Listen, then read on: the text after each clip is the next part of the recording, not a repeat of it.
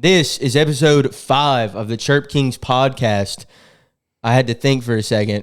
I'm already losing count. It is episode 5. I'm already losing count. That's not a good thing. That's not a good look. That's what we got the internet for.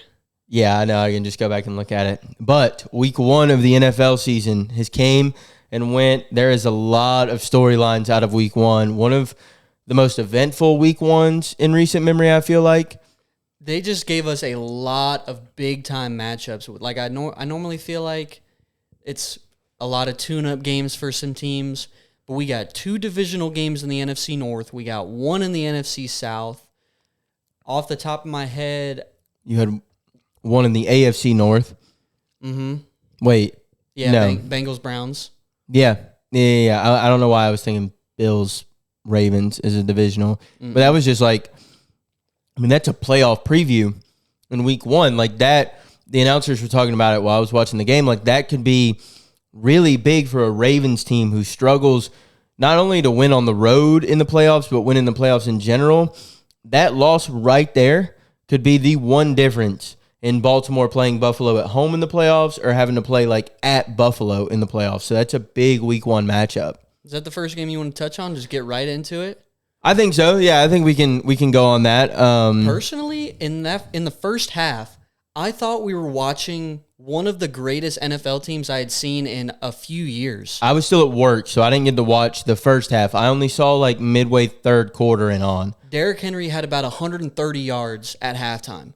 He had a 30-yard touchdown. He had a 50-yard run that was huge. He was stiff-arming dudes per usual. It looked like he was about 5 years younger in that first half than what we had seen him. Well, he hasn't aged at all. I mean, he had 1 or 2 200-yard games last season. Like, the dude just continues to go, and that rushing attack gets so deadly late in the game because you get a short third downs, 3rd and 2. You've been using up your timeouts. You need to get the ball back, and you've got to worry about Derrick Henry either running your ass slap over or Lamar pulling it from the chest of Derrick Henry and taking off and outrunning you to the other sideline. Like, you've got a lot to worry about with those two in the rushing attack. And Lamar looked really good in the pocket, too, throwing the ball. That is one thing I think that still he gets props for it, but nobody gives him enough credit for it. The evolution of him as a pocket passer from his rookie season to now is insane. You're not just, when I think of Lamar now, you don't just think of him as the best running quarterback, the best mobile quarterback in the game anymore. You think of Lamar as a top 3 complete quarterback in the league. He can pass just as good as Joe Burrow, as Josh Allen, as Patrick Mahomes, and with his legs, he's more mobile than all of them. Maybe him and Josh are even there because Josh is so hard to bring down. He's got that Cam Newton build, but like still, you're talking about one of the best quarterbacks in all of the game now. It just seems like how are we supposed to stop giving him the MVP? What's the record? 5? Peyton Manning, 5. He has a chance to break that. I'm going to be He could. He has a chance to win 4 more. It depends, though. I mean, look at Josh, right? He threw for 370 yards, 380 yards, something like that. Like 390. Was it? I feel like it was 398, but I felt like I was getting that wrong because Penix threw for 298. But I think it was 398 in the air, 2 TDs in the air. Then he had like 40-something rush yards and 2 rush TDs. He had over 400 yards of total offense and 4 total TDs and 0 turnovers, and his team got the win.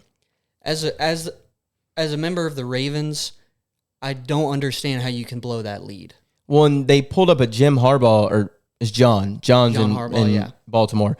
They pulled up a John Harbaugh stat. He's lost like 25 double-digit leads in his time in Baltimore. Now he's been there for 20-something years, but still, that's a lot of blown leads. They were up 15 with like 3.5 minutes to go. 4 minutes, yeah. And then Josh, the Bills score real quick. Derrick Henry, huge fumble. That is one of those times where like that is a rare occurrence. But it's just the worst possible time for that to happen. They go back down and score. The Ravens don't get it done the next time they have the ball. Huge play or huge pass. I don't remember who it was to. Maybe, was it James Cook? No, because the receiver got tripped up. I think it was Shakir Coleman One of them got tripped up at like the 10. They just ran the clock out and kicked that last-second field goal. But giving up 16 points. Oh, yeah, okay. I don't know. My brain's all over the place with the endings of a lot of these games because they were so close. So I was having to imagine it. But, yeah, you're right. The defense giving up 16 points in about 3 minutes. Like, how do you let that happen? Yeah, I mean, they had to, because they didn't get that 2-point on the first drive, that ended up being a 3-possession swing right there. Like, that's unheard of. But it was a great matchup to start the season, and I think it showed us a few things. One, the Ravens, if they are not beating themselves, the only team, sorry, I worded that wrong. There is not a team that can beat the Baltimore Ravens other than the Baltimore Ravens. When they are firing on all cylinders, there's not a team out there that can beat them, but they constantly beat themselves. They have 4 or 5 first-round picks in that defensive secondary in the last 5 years, and they continue to give up the big plays. You got Nate Wiggins. You got Marlon Humphrey. You added Malachi Starks. You just extended Kyle Hamilton. There's another guy I'm forgetting on that back end. Then you've got first-round talent like Roquan Smith in that linebacker room. On the defensive line, you've got the guy whose name I can't ever pronounce, but he got a big, I think his first name's Justin.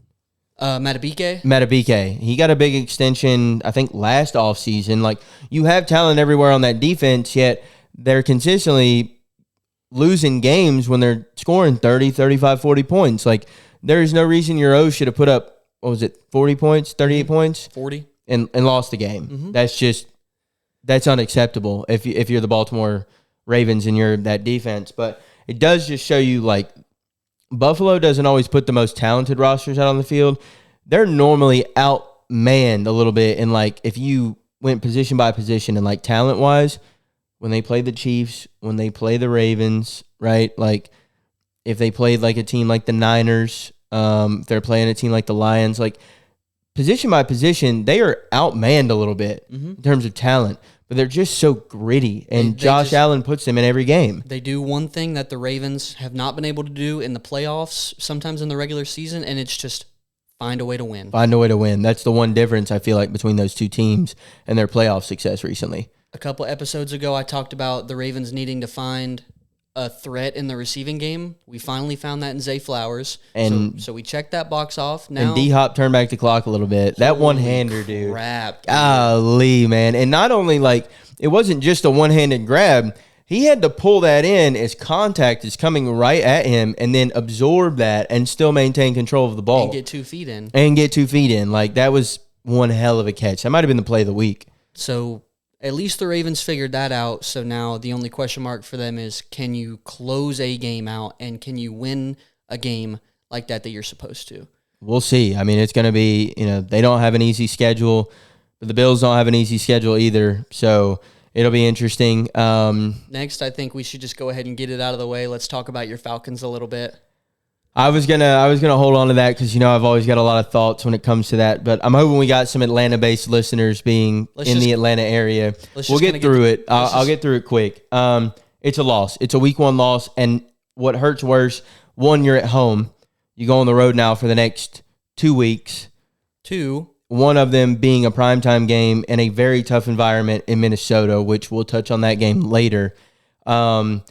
It's also a divisional loss. That's where I was going to next. Which is really, that hurts. This early, week 1, this early in the season, that's really tough considering you swept them last year and still lost the division. Now you're going to have to overcome that one loss as well. And when you play them again, you're on the road, and it's another primetime game, so that really doesn't bode well for you. I saw some good things. The defense outside of Mike Hughes played phenomenal. In my opinion, we were getting pressure. We had a top 5 pressure rate in the NFL in week 1 and getting to Baker. There were a few times where his legs beat us, and we still got to I don't know what we're doing on defensive play calls when we play these teams, because the 1 or 2 times I saw a spy on Baker, he was not able to extend the play with his legs. But when it seemed like an obvious time to have a spy, we didn't, and then he gets the first down or he extends the play with his legs. And that just is ridiculous. And Mike Hughes needs to be kicked out of Atlanta. He needs to be banned. They need to build a gate around the city specifically so that Mike Hughes cannot enter the stadium. The 2 touchdowns that got us beat were both 30-plus yard bombs to a rookie in Emeka Egbuka, and he torched Mike Hughes. Torched him. With Mike Hughes, Koo has to be right there on the flight with him. Oh, absolutely. Koo is first class. I'll put Mike in economy. Yeah. He doesn't need to get out as fast because we don't necessarily have somebody right behind him to step up. Maybe like the rookie, like Billy Bowman. But Koo, get him out of here. There's too many kickers, undrafted free agents, current free agents, guys like Rodrigo Blankenship playing in other leagues, Lenny Krieg that we got out of the international pipeline. Like, there are too many guys that can go out there and hit a 44-yard field goal to have Koo continuing to add on to last year's just misses and costing us games. Like, he is costing us games. Well, on top of that, in today's era of kickers, a 44-yarder is a chip shot. That's what I was talking to your dad earlier about that. You've got guys. Boswell made one from 60 on Sunday. That was good from 70. High pressure. Yeah, That's for the game. That's a game winner. 60 yards. And it was good from 70, 75. You had the Jaguars kicker make a 70-yarder in the preseason. At this point, 44-yarder is almost automatic unless you have some... You should miss one out of every 15. Unless you have some weather conditions or a tough fan environment. Or a bad snap, bad hold, something like that. But, like... You're also in a dome. There's no excuse for you to miss a 44-yarder with optimal condition, playing on turf, and it's at home. And earlier in the game, you doinked in like a 36-yarder. Did he miss an extra point too, or was... No, he didn't miss an extra point. No. We had 2 touchdowns and 2 field goals up to that point. But he had doinked like a 36-yarder in. Like, there's no reason you should be doing that. And then there's no reason that, and this is what kills me about the Falcons organization. You come into this week, there's no reason you should even be discussing the job still being his next week. None. Because it's not a one-week occurrence. It happened multiple times over the year. But I don't want to get hung up on that. I'll just finish my notes real quick on the game. The defense looked really good in the first half. Much like last year, they became a lot more sluggish, seemed like they wore down quicker, and, they couldn't come up with a stop late in the game when we need it. Early game stops are great, but we got to get better at forcing field goals or getting stops late in the game when we need it, because that's something we couldn't do, and that's the entire reason that Koo even needed to make that field goal in the first place. Some good takeaways on the defensive side of the ball. I saw JPJ flying around the field. I don't like what I saw at Ulbrich with Jalen Walker. He's just putting him out there out wide and going, hey, we know you're 240. You're an off-the-ball linebacker who's very versatile, but we're just going to put you on the edge and send you up against 330-pound offensive linemen. Like, that's terrible. But JPJ looked good. I heard Xavier Watts' name called a few times. Had a big play sometime in the third quarter to get us off the field on third down. Shed a tackle on a screen. It was a beautiful play, well read by the rookie. So I'm excited for that. A.J. Terrell had Mike Evans on clamps for most of the day, especially considering Mike Evans likes to go for 10, 150, and 2 touchdowns every time he plays this. O-line looked pretty solid. Gave Michael Penix a decent amount of time for the most part of the day. Bijan Robinson is a unicorn. Kyle Pitts, 7 catches, 57 yards. We finally saw him get involved, had a few really good catches. I didn't see everything I wanted to see out of Drake London. They need to get him more involved next week. He did get hurt at some point. He never came back to the game. That is right. He did leave, which I also need him to stay on the field a little bit more. Like, he played in most games last year, but it seemed like he was banged up a lot. I want to see more of the power runs go to Algier. I feel like we don't do a good job at putting our backs in positions to succeed in what they're best at. But Michael Penix is him. He is that guy. I was at work. I was kind of watching it on TV when I could, but overall, I thought the team looked pretty good. I thought they deserved to win the game. Like, I thought they looked better than Tampa Bay. I think he was 28 of 42, 298 yards, 1 tutty through the air, no picks, no fumbles, and he had that insane 4th down scramble for the TD. Yeah, he has that dog in him. He has that winner's mentality. Like, the lights don't get too bright. He doesn't panic. He stays within himself. He's confident in his ability, and it shows on the field because he's now in his last Well, 2 out of his last 3 games, he's taken us down the field on go-ahead drives. Both the Commanders and now the Bucks. So I feel like we found our quarterback, and that I'm happy about, and he showed some ability to get outside of the pocket. I need to see Zach Robinson do a lot better at play calling this week, because this past week I was very disappointed. I thought he was going to take a big step up week 1 of his second season, and in my opinion, it looked like we had taken a step back from the end of last season. So I need to see that progress. And what was the last thing? I had one more thing. Last thing that I'll touch on. We've got to get better just as a coaching staff. In general, we're not elite right now as a coaching staff at all, and I think that's costing us some. There was zero reason for none of our starters, with a guy who's in his going to be his 4th NFL start, to not play any snaps in the preseason. And that is why the offense started so slow, is because they didn't have any on-the-field chemistry. And so I just, as an organization, we need to step that up. But I'll kind of end it there. I mean, yeah, you see most quarterbacks taking at least... Even guys like Patrick Mahomes took a few snaps in the preseason. They're taking like the first drive, maybe first 2 drives max, but they're just getting reps. You can't replicate game speed, game reps, and the preseason is the best thing you have to find a rhythm. Joint practices are not going to do it for you. I don't care if it's another team you're going up against. Joint practices are not going to get it done. But so in my opinion, like, that's shit that gets you beat. In my opinion, we'll see if the Falcons can kind of put it all together. Catch a little bit of momentum. Let's run a quick recap through the rest of the league, because I don't want to get too stuck on recapping, because this does come out on Thursday. I was thinking about that for you guys that are listening. Like, we're recording on Tuesdays, so like a lot of this past weekend is still fresh for us. But Thursday, obviously, we're going into the weekend, so we need to preview some stuff a little bit more. Chargers beat the Chiefs. They look legit. Herbert looked really good. Could be an MVP season for Herbert this year. Quentin Johnson stepped up. Finally looks like he's taking that next step. And the Keenan Allen signing, I think, is going to go... It's going to help him a lot. It's going to be very underrated. Like, I think it's going to be one of the more underrated moves of the offseason. So the Chargers take a 1-0 lead on the Chiefs in the division, and it looks wide open now. What are the Chiefs going to look like this year? Like, they finally look human. This could be a season where they go 10-7, because... It could be. It's the Chiefs. They're going to have a tough schedule. Raiders won this weekend. Broncos won this weekend. The Chiefs are in last place in the AFC West. I mean, it is week 1, so let's not overreact like they won't win at least 10 games this year. Right. But I get where you're going. The Broncos win, kind of a slugfest, sloppy game with the Titans, but they did win. And in week 1, really, that's the most important thing, because normally the defenses start out a little bit hotter than the offenses anyways. One of the bigger storylines, Packers look legit. Packers look legit.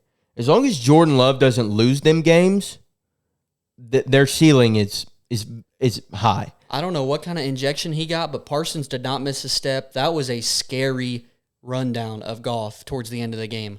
Like, that's not something you want to see coming after you on the football field. At 240, 250 pounds. And he caught up to him like that. Dude. It looked like a lion coming after a gazelle. It looked like a predator on the prowl, like chasing its prey, dude. Like, that was nasty. Their wide receiver room, along with Tucker Kraft, looked pretty good. Jacobs was as advertised. He's going to get you the ball. He's going to get in the end zone most of the time. They just got to move the ball consistently. They're going to be in some positive yardage and, like, positive situations with that defense. That defense is going to create some turnovers and some good field position. Like, they're going to win the field position battle in more games than they are not. So all that offense has to do is just capitalize on that, not turn the ball over, and make plays when they need to. But I honestly think the stellar unit for the Packers is going to be the defense. And then the offense just has to hold on. Might be a top 5 defense in the league this year. It definitely could, because they were already a good run defense last year. And I feel like most of the time, if you're a good run defense, you can develop a good pass defense. I feel like you don't see as many, like, really good pass defenses come around the next season and develop a good run defense. And they've got some big boys in the middle, dude. Speaking of one of those big boys up the middle, we got to give a huge shout out to a friend, the first friend of the show, Nazir Stackhouse on getting his first NFL action in his first NFL game. So we're gonna clap it up real quick for Nazir. That is that's huge. We're super happy for our guy. We had him on last February. Just a super humble dude. Like, you would not think that this dude was about to play in the NFL. Super chill, just fun guy, great vibes. We had a great conversation with him. We texted him the other day, and it's just awesome to see somebody like that, who had put in the work and really grinded, got that undrafted, went undrafted, signed as an undrafted free agent, and then grinded his ass off in camp to make the 53-man roster. And then getting some reps. And recorded a tackle in his first game. So huge shout out to our guy. We're definitely going to be – you can't as much because your dad's a Lions fan, so it is kind of hard to root in division. But I'm going to be – I don't think my Falcons are like NFC championship material yet, so I'm going to be pulling for the pack. And a friend of the show – in Nazir Stackhouse. So I wanted to touch on that before we moved on to the next game. Well, I guess we can talk about the Lions a little bit. They're going to have there's going to be some speed bumps. It's going to be a slugfest type of season. Like, they're going to have to grind it out. Losing two coordinators, especially both who were as creative as they were and just seemed to fit Dan Campbell's scheme, his game plan as well as they did. Like, it's going to be tough to come back and be a 15-win team this year. Now, this could be very casual-esque because I don't understand how coaching works in the NFL, but it doesn't make sense to me how you can hire a guy like Ben Johnson. He's there for a few years, and then as soon as he leaves, you just, pick a new playbook or completely forget the entire playbook. Like, you should still be able to have those plays in your rotation. Well, but that's why you have offensive coordinators, is because everyone operates their system differently. So you can't lose Ben Johnson and then go hire somebody else and be like, hey, but we need you to be Ben Johnson. Because there's not another Ben Johnson out there. And then, NFL offenses and their playbooks are changing every year. They're constantly having new installs and stuff, especially in camp. So you're already going to turn over that playbook a little bit anyways. But now you're coming in with a guy who has his own jargon. He has his own phrases he likes. He knows how he wants to run his offense. Really hard to stick that guy back in the bubble of the guy who was there before him. It was an in-house hire, though, so it's not like he's coming from a completely different team or system. Like, it's still a guy who was part of the Lions last year who kind of knew how they operated. He knew what worked. He knew what didn't work. That situation happens a lot across the NFL and college. It seems like as soon as you lose a piece, everything changes. Like, if I was a head coach, sure, I can't control my coordinator, but I would at least like to see some stuff from last year. Like, I really liked how this worked. Well, it's week 1, too. They also lost their center, probably a Hall of Famer. They lost a guard. So now they're sliding in my guy from Georgia, Tate Ratledge, in, right? But he's a rookie. You're going to go through rookie growing pains. So not the same continuity they had on that offensive line. Even though it was an in-house hire, Goff is now working with a new offensive coordinator. He had a career year last year, right? So, always hard to replicate that. And then the defense, I feel like for them, that unit hadn't played together like that with all those guys since week, 5 or 6 of last year. I mean, I think the first key defensive piece for the Lions dropped in, week 4, and then it just compiled as the season went on. Hutch went out really early.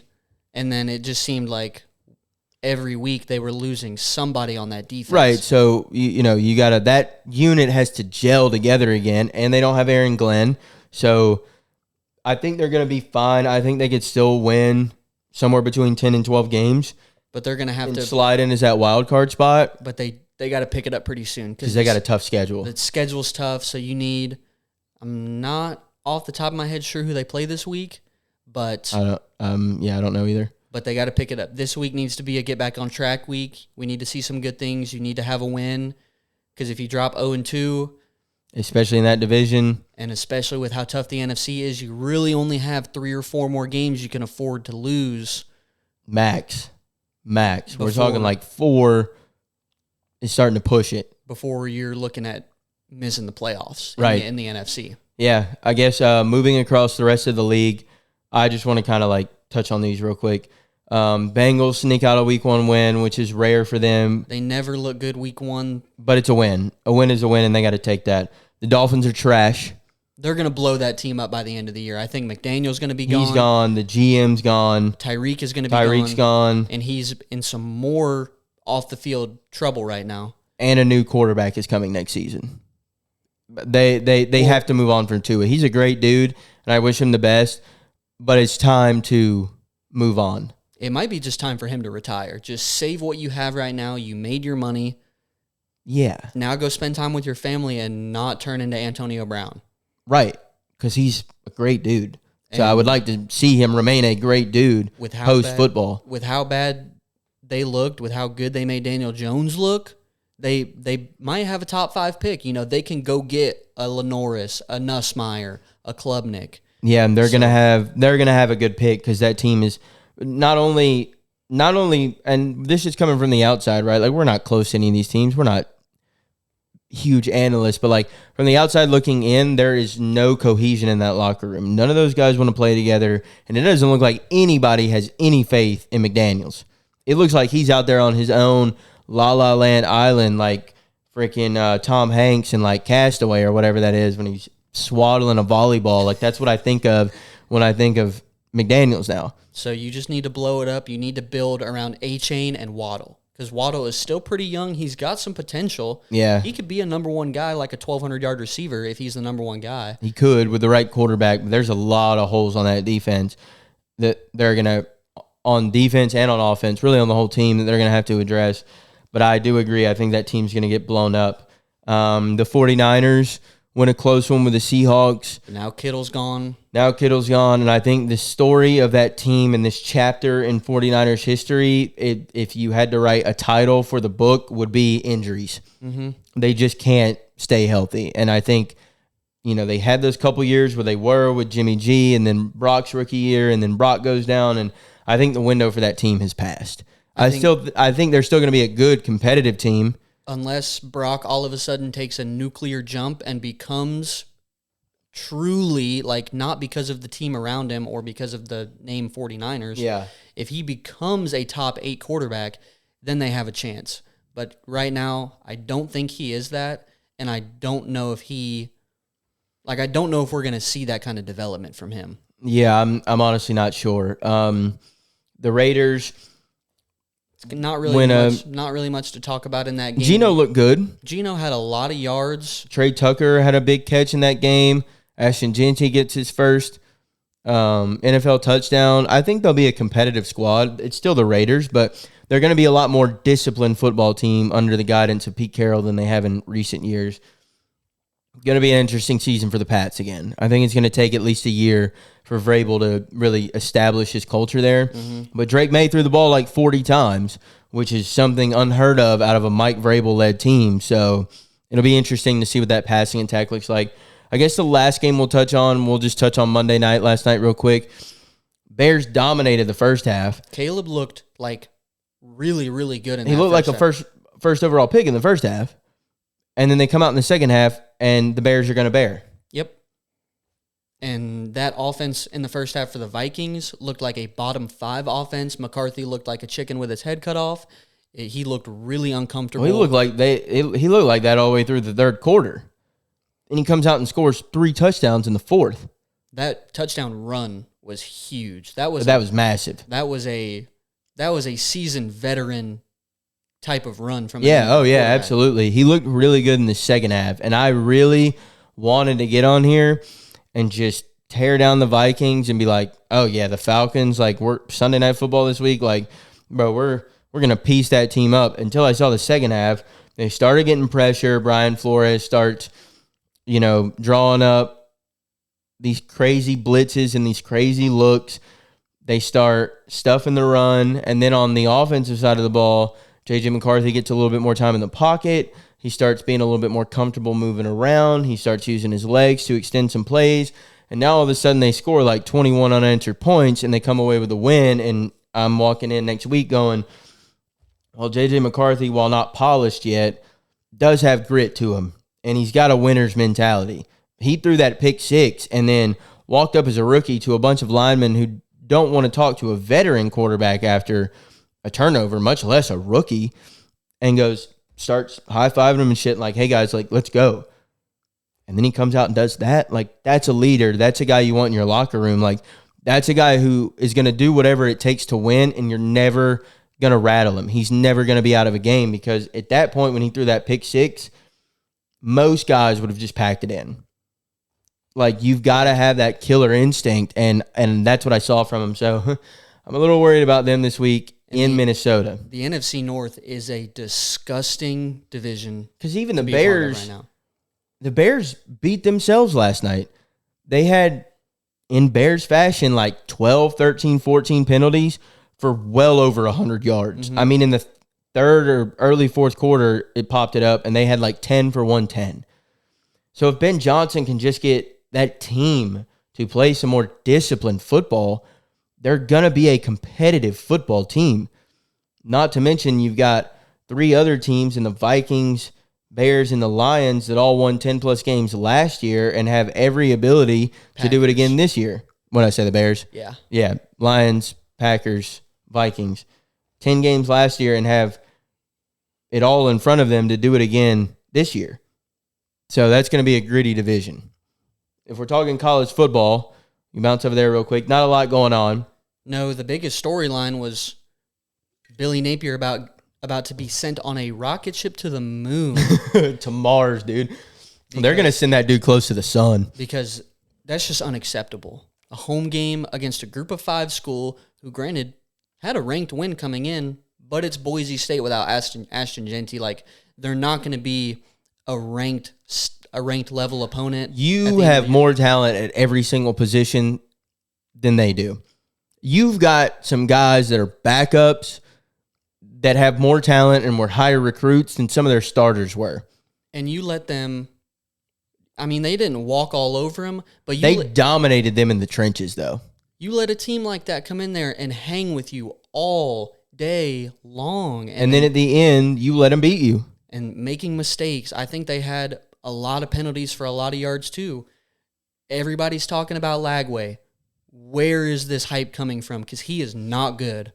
I feel like it's too early in his young career to say he's not good, but he's on the same level as Arch. People expected them to come in and be Tim Tebow and Cam Newton as first-year starters, as second-year guys in a program. They're not that. They are not that. We throw around this word generational all the time, dude, and it's getting ridiculous. Like, start using generational when a guy starts showing he's generational. But until then, why are we slapping labels on 19-year-old dudes, 20-year-old dudes who have only played a few games of college football and have yet to win a big one? Just because physically he kind of looks like another guy who was really dominant. Or he had a high composite coming out of high school.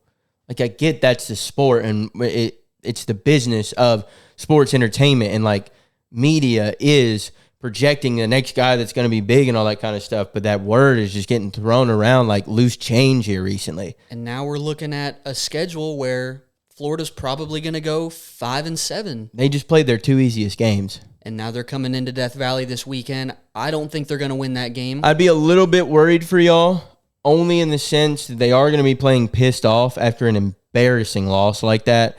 And Billy Napier will be coaching for his job in this game. If they come into Death Valley this weekend and y'all beat them by 30, he's not on the team playing back. Probably not. Unless it is going to have to be a competitive game, and they are going to have a chance to win for him to even have a chance to walk into, Miami the following week? I don't know if it's Miami, but I think they play Miami this year. They play Texas. They play Florida State. They play Florida State. They play Georgia. I'm pretty sure they play Tennessee. They still have 7 or 8 ranked games on their schedule. And they won't be favored in a single one of them. Nope. Not a single one. So we could really... And that fan base has lost all confidence. Yeah. Napier's pretty much done in the eyes of the fans. The only thing holding him to the team right now is probably his buyout. Buyout recruiting. He's done well in recruiting. He did get Lagway in there. He got Vernell Brown to get out of his letter of intent to Oregon. Got Dallas Wilson, McCray, LJ McCray on the defensive side of the ball. Like, he's gotten some big recruits. They have some big recruits in the 26 class as well. So I think those are the only two things still tying him to that university. This game with my LSU Tigers is one of the bigger games this weekend. You still don't have a ton. The biggest game of the week is my Dogs against the Tennessee Volunteers in Neyland. I really don't know how to feel about that game. I don't know what to expect. I don't know how you feel about it. Just my quick thoughts. Tennessee's offense is a juggernaut right now. It's a juggernaut. And I'm not going to be rooting for the offense to play bad because friend of mine, hopefully future friend of the show, Joey Aguilar, is the starting quarterback at Tennessee, and I want him to play well. I want him to play as well as he possibly can in a loss. That's how I'm going to put it. Sorry about it, Joey, but like put up 350 and 3 TDs, and the defense just can't get a stop. Like, that's how I would like to see this game. How I do see the game going is we are going to have to outscore them.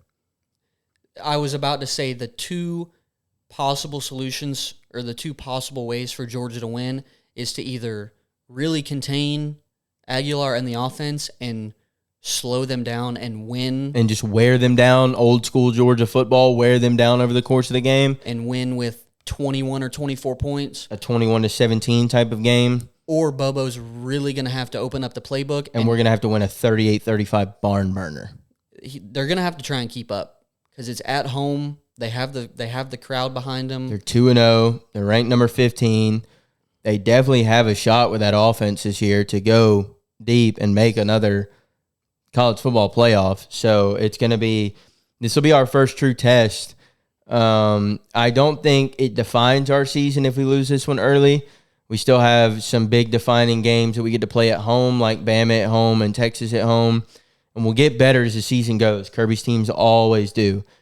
But it is a big game for us early in the season. It's not a traditional trap game in the sense of it's usually a pretty low opponent, but this is a trap game for Georgia.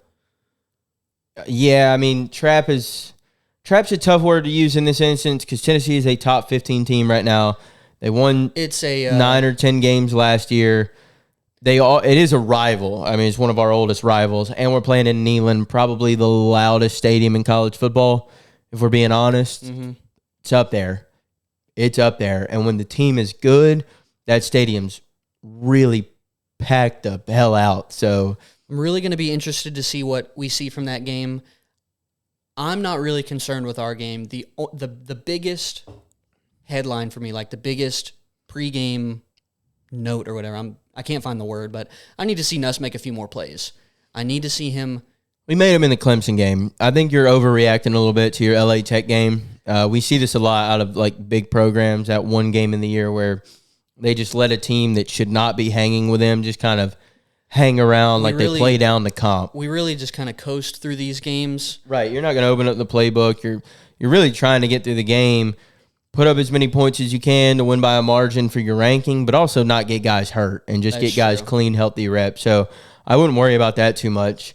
Not worried about the run game. Defense still looks really, really good.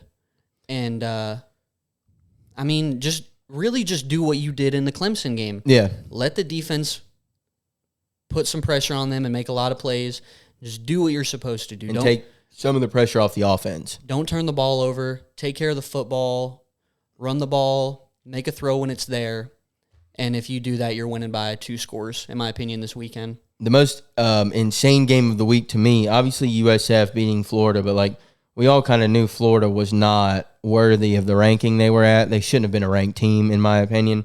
And with Billy Napier coaching, we can always kind of expect them to lose a game they shouldn't. The most surprising one to me, the Mississippi State Bulldogs, at home, I believe, in Starkville. It was at home, yeah. Take down the number 12th ranked Arizona State Sun Devils, the defending Big 12 champions. You've got a bottom tier SEC team beating the Big 12's defending champ. If that doesn't show you how deep the SEC is, then I don't know what will. A team that took Texas to overtime last year. In the playoffs. So I'm tired of hearing this SEC crap. It's still deep. And I feel like just because it was Mississippi State, it didn't get the kind of coverage it deserved. Or That would have been Vanderbilt. Or maybe just because Arizona State doesn't get a lot of hype, but it was number 12 in the country. Number 12, top 15 team in the country. Like, that's a huge upset with an SEC team like you were talking about who was probably projected to win like 5 games this year. Probably finished bottom of the SEC. Maybe down there with Vanderbilt. Kentucky. Who also is looking pretty good so far. I mean, they just went on the road and beat... I believe they were on the road. They could have been at home. I probably should have checked that. I think it was on the road. Beat Virginia Tech by 2 scores, I think. I think they 38-24 was the final score. Mm-hmm. And Virginia Tech had a lot of hype this year. Like, Kyron Drones was...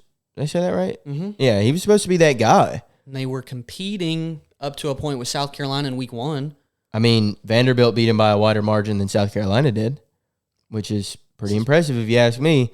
Sneaky team in the SEC. I don't think there's really any more matchups to talk about coming up this weekend, though. Just real quick, I'm interested to see if we're finally going to get the Clemson that we should have been seeing this year. Oh, yeah, they played GT. Going down 16-0 to Troy at home. I mean, at some point, the skill gap, will show. The skill gap showed in the second half, and they ended up pulling away from Troy. But if Haynes King shows up and he's ready to go, that's another game that Clemson could drop, and I wouldn't be surprised based on what we've seen from Clemson. It's at GT too, I think. Mm-hmm. And they're, that fan base is rapidly, I don't want to say growing. They have a good fan base. It's just, stadium's a lot more loud when they're winning and they're playing good football. And Brent Key's got a good thing rocking down there. The last thing I'll touch on from college football, John Mateer. He did look good. He's legit. He's really good. He's legit. That Oklahoma team is going to be a very competitive team in the SEC this year. And now I'm worried about that game a little bit because we traveled to Norman. I think it's the last game of the regular season. Norman is not an easy place to play. That crowd was into it. Now, they did make a few mistakes. They didn't look like 100% crisp. And Mateer's one of those guys who will go out of his way looking for the big play, and that might end up biting him in the ass here or there. Still got a few more games, I think, till y'all play him, though. Y'all play him late in the season. I think it's the last game of the season. So they're going to be well polished. You'll be playing the best version of them in Norman. Mm-hmm.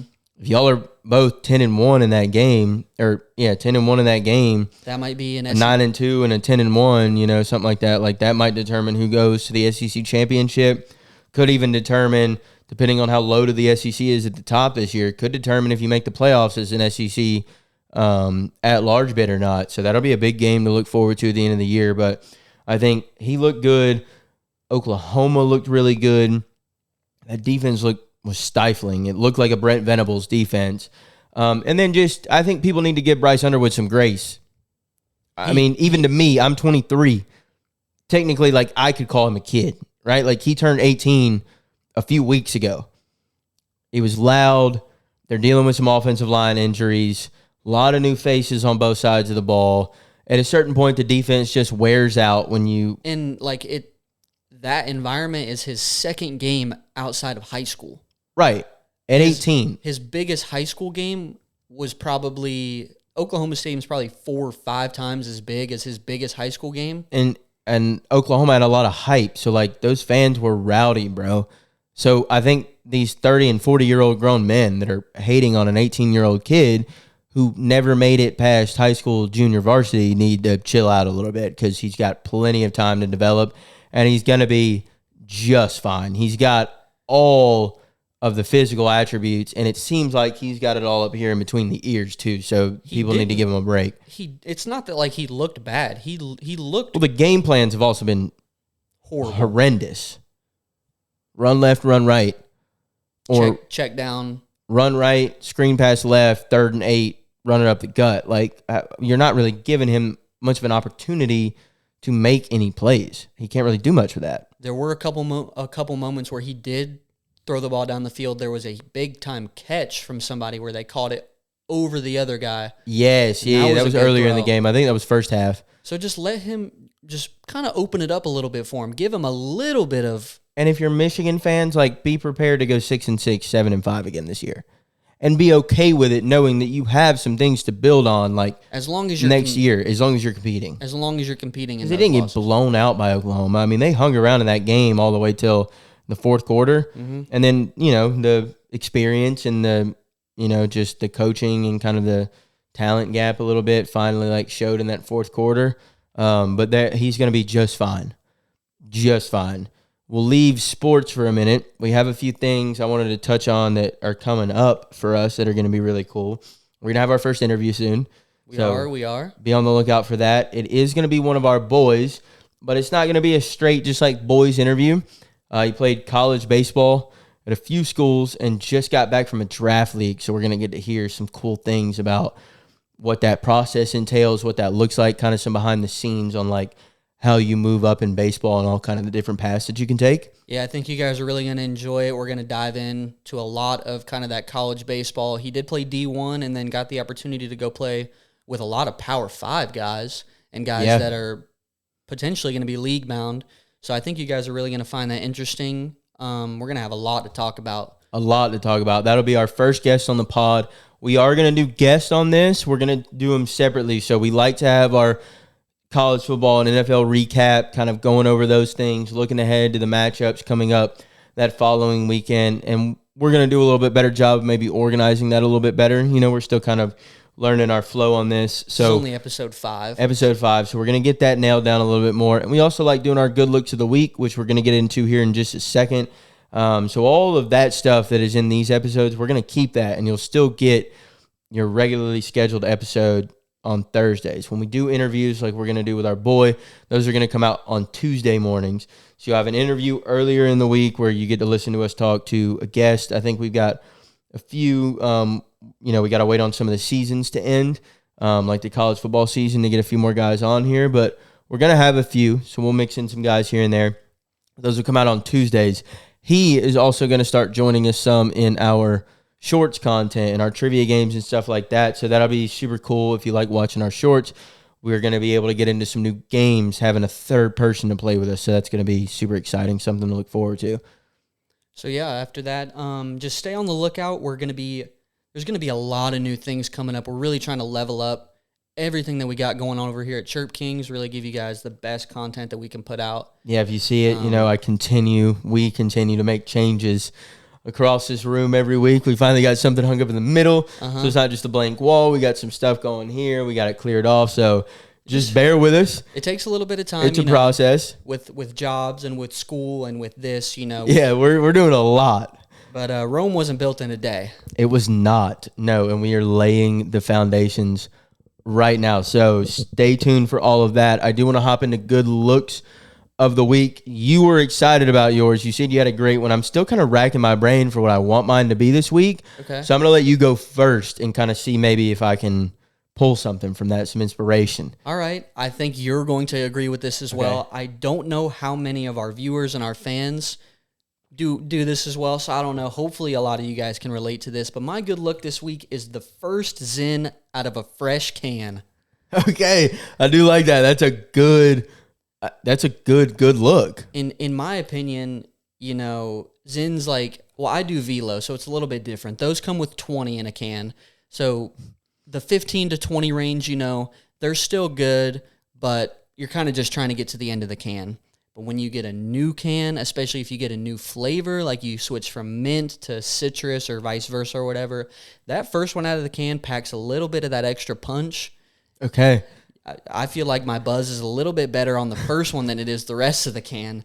But I love that. That's what we're here for, dude. That's what we're here for. It's great. You take the top off, the little wrapping on the side. You get a little whiff of the mint and pop the first one, and then you're feeling good for the rest of the day. Okay, so I've got a simple good look this week that I kind of I drew the simplicity off of yours because that's a really good one, right? Like you got to find those little simple wins in your week where you're like, hell yeah. Mm-hmm. So my good look of the week this week is going to go to a hot shower after work. Oh, dude, that's awesome, man. There's just nothing better than getting home.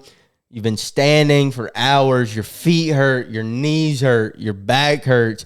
You're tired, right? Like you just got out of your work clothes. You're ready to get into something like clean and crawl into your bed, but you've got to cleanse yourself first. You go in there. You turn on an episode of Chirp Kings podcast.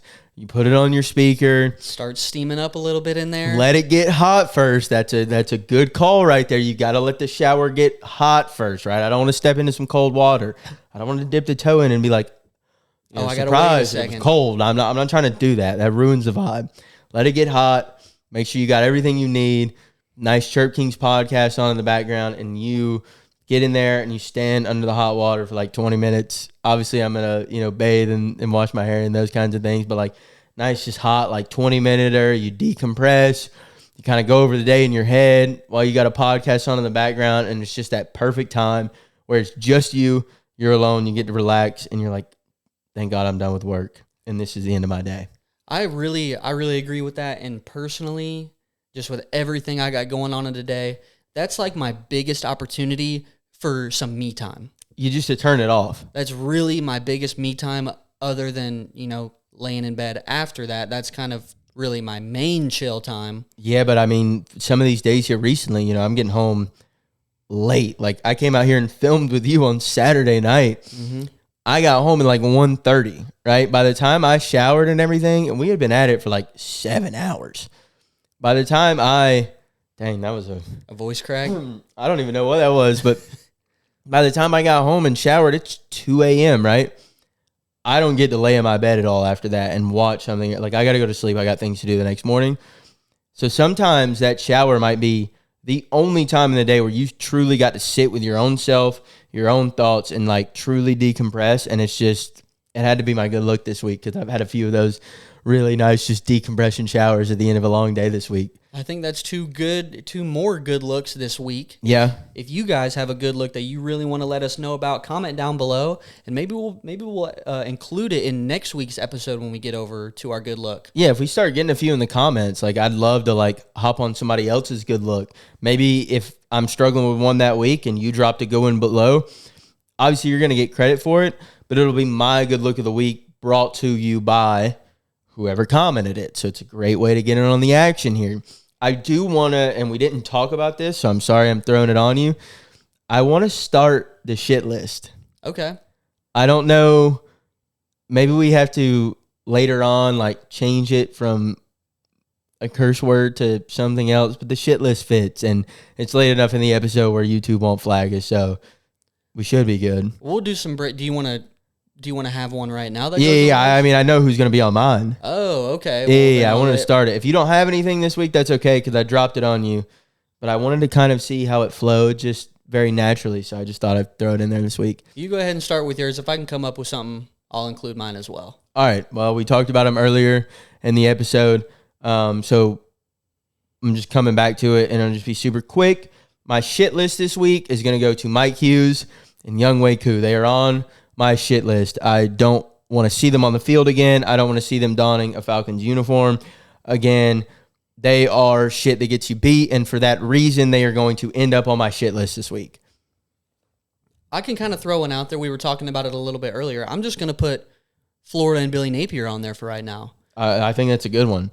At this point, you're not even, because preseason the past couple years with the emergence of DJ Lagway, people are discussing Florida as a playoff team.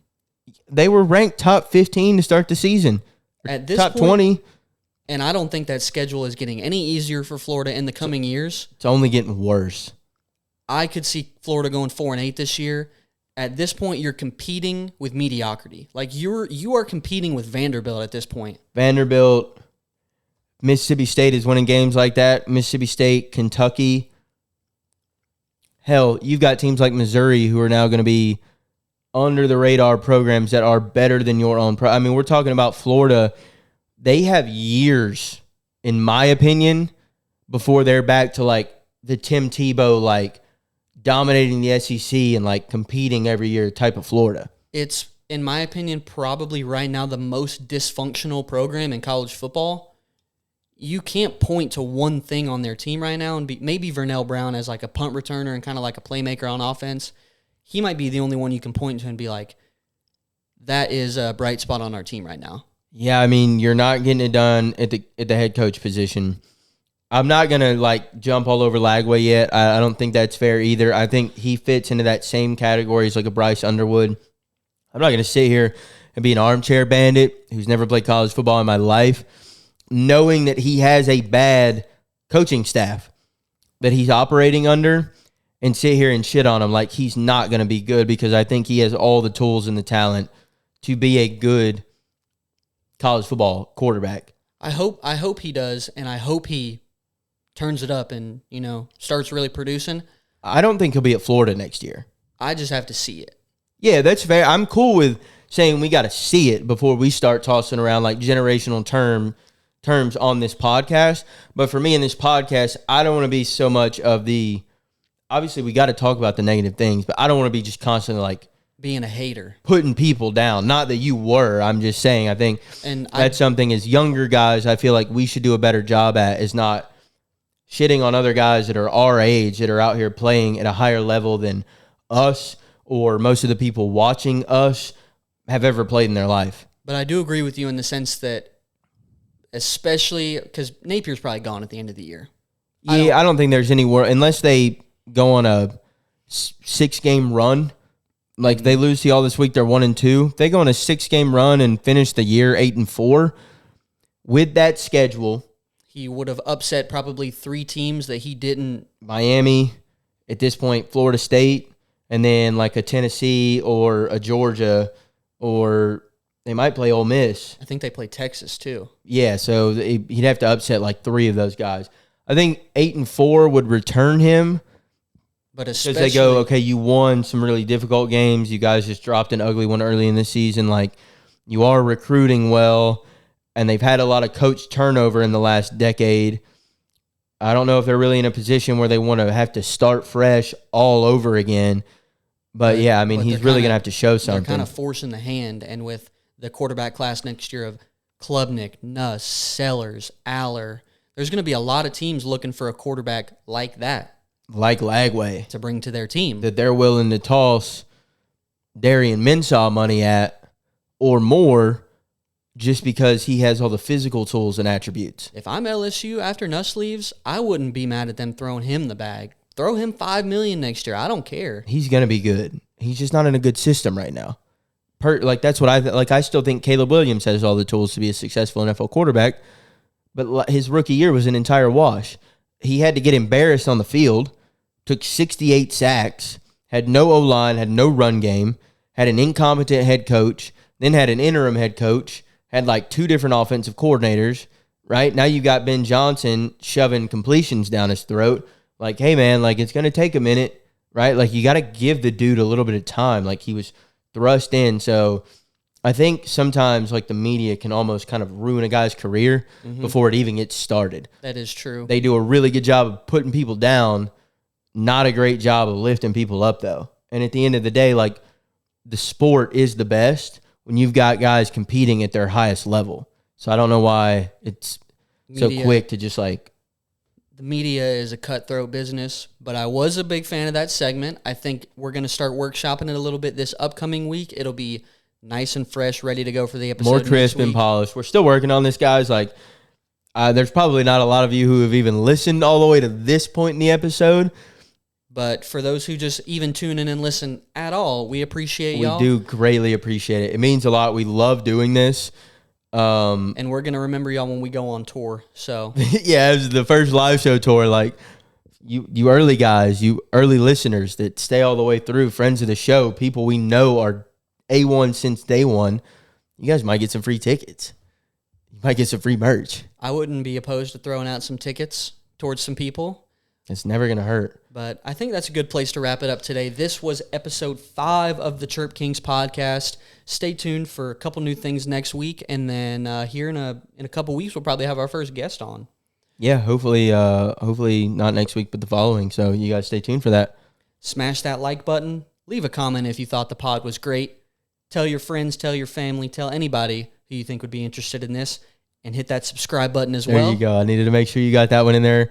If you're on Apple, if you're on Spotify, hit that plus button at the top. Make sure you follow us. Leave us a review. It means a lot if you like the show. And we will see you guys next week. Peace.